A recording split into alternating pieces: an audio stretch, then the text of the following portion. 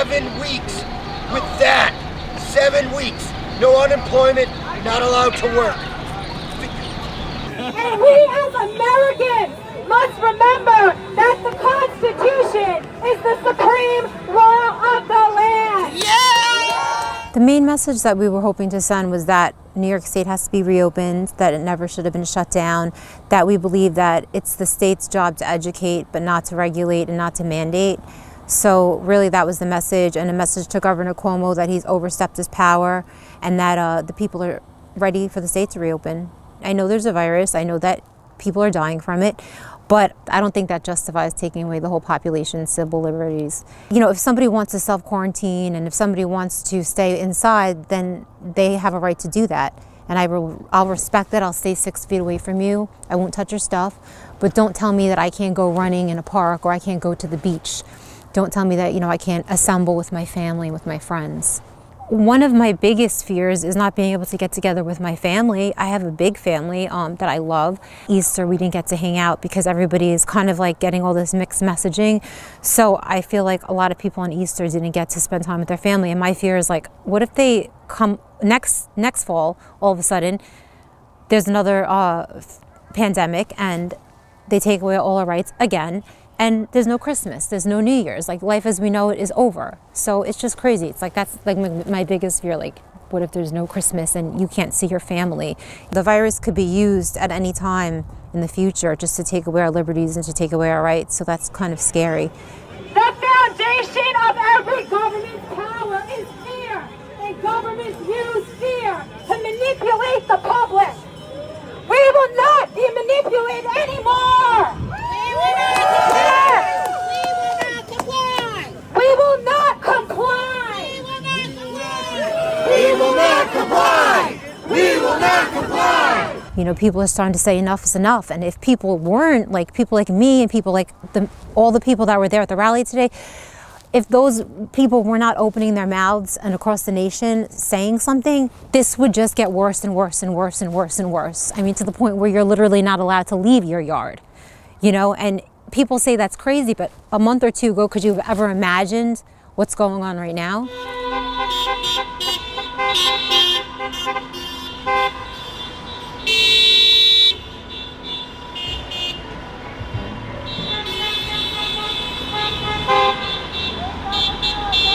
I'm essential to my family. If I don't work, my family doesn't eat. And what Governor Cuomo did by shutting down New York State, it's an act of stealing food from me and my family. That's why I'm here today.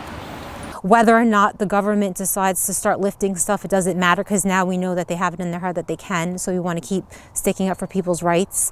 And as long as that there are some states, whether it be New York or not, that have their rights being violated, you know, we're still going to keep speaking up. Today we want to make our message clear, Governor Cuomo.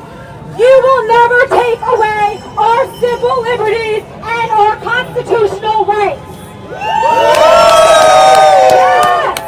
As Benjamin Franklin said, those who give up essential liberty to purchase a little temporary safety deserve neither safety nor liberty. True story. Cuomo is corrupt! Cuomo is corrupt! Cuomo is corrupt!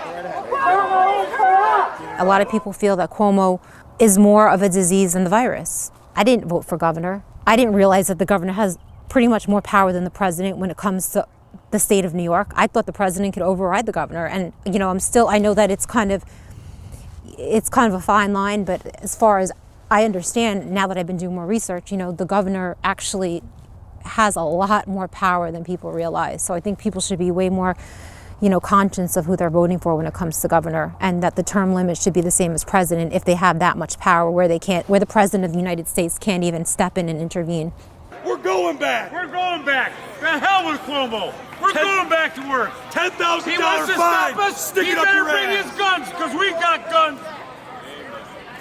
We built this country. We've asked nicely. We won't ask again. Oh, I just saw him. We've Look at had these it. hands.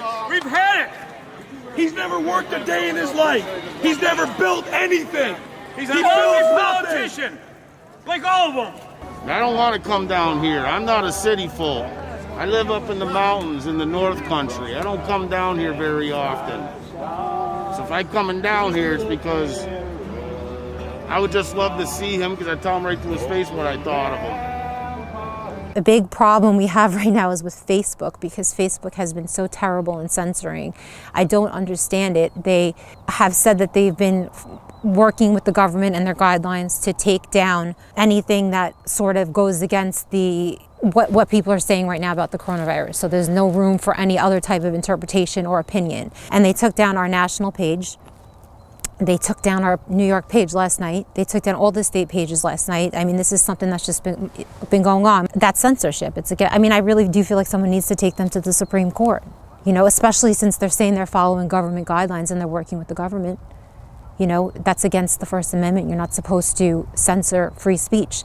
I'm not a conspiracy theorist, but I don't trust a lot of data that's out there just because I feel like it could really be manipulated. And a lot of people say they trust science, but I think that's really a faulty argument, because it's so easy for scientists or researchers to manipulate data. So I don't know. They're saying that there's a certain number. I mean, I can't prove it. I'm not there. I don't know. All I know that the number doesn't justify shutting down the state. I'm not saying, like I said, I'm not saying don't be safe. And I sanitize my hands. I wear a mask when I'm in close quarters, you know. I do the whole elbow bump now, or the foot tap, or the fist bump, you know. I don't shake hands anymore because I understand that's not really what people want to do anymore. Whether I agree with it or not, you know, I'm just going along with it. But when it comes to people telling me what to do on my own personal time, like if I want to explore the world that I live in, that I was given, if I want to go to the beach, if I want to take a run in the park, you know, don't tell me what I can and I cannot do. So I have an aunt right now that's in the hospital, and it's very frustrating for me because she lives with me and she is my dependent. I take care of her. She's 82. She was so afraid to go to the doctor because she's 82, and all she does is watch TV all day because she sits in a wheelchair. So she's watching the news constantly, and she's terrified because it's all about coronavirus and how the old people are dying from it. So she had a urinary tract infection. She didn't tell me about it. She didn't want to call the doctor because she was terrified to leave the house. It turned into a kidney infection with sepsis. And she was bleeding all over the floor. We had to call the ambulance. They told me if I hadn't called the ambulance that night, she would have passed away in the house. That's how far it got. That's how terrified she was. So my point is, people are so afraid to go to the doctor, many old people, that they're actually putting themselves more at risk than actually what the virus will put them at, because they're not taking care of themselves. She's in the hospital still. It's been over a week and a half, I think, and she'll be in there for a long time more because she has such a bad infection, and now she has to go through rehab. I'm not allowed to visit her. I can't even approach the door. So I haven't been able to see her at all, and that's very traumatizing for her and for me, and it would be traumatizing for any close person. So families aren't allowed to be with their loved ones when they're sick and when they're scared. And I put a lot of thought and heart into it, and you know, I'm like, please God, I just want to do the right thing. I don't want to, like, if I don't want to do the wrong thing. I don't want to give the wrong messaging. I don't want people to die. I don't want to be responsible for any of that. But I also don't want to be responsible for falling into a mentality that that's like a mentality of a sheep. That's scarier. That just takes these facts that we're given, and we don't dig deeper. And to just have things taken away from us that should never be taken away from us.